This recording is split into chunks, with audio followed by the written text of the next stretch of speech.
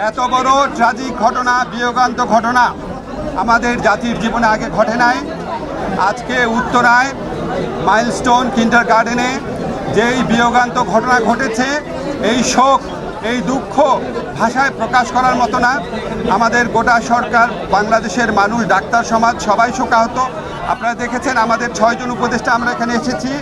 আমাদের বাকি উপদেষ্টারা মাইলস্টোন স্কুলে গিয়েছেন, সিএমএইচ হসপিটালে গিয়েছেন। আমাদেরকে hospital authority, national burn unit থেকে জানিয়েছেন ওনারা চিকিৎসার প্রয়োজনে যত রকম প্রস্তুতি দরকার সকল প্রস্তুতি সম্পন্ন করেছেন। তারপরও যদি প্রয়োজন হয় বিদেশ থেকে চিকিৎসক আনাবেন, যদি প্রয়োজন হয় বিদেশে আমাদের এই শিক্ষার্থীদের যারা বার্ন ইউনিটে আহত অবস্থা আছে নিয়ে যাবেন।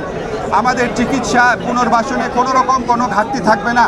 কিন্তু কোনো কিছুর বিনিময়েও আমরা আজকে যা হারিয়েছি সেটা শোক পূরণ করার মতো না।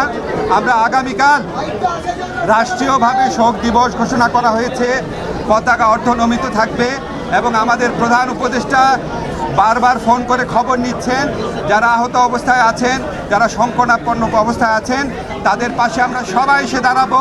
তাদের চিকিৎসার জন্য আমরা সমস্ত ব্যবস্থা গ্রহণ করব এবং এই বিয়োগান্ত ঘটনা, এই মর্মান্তিক দুর্ঘটনা কেন ঘটলো অবশ্যই আমরা তদন্ত করে দেখব।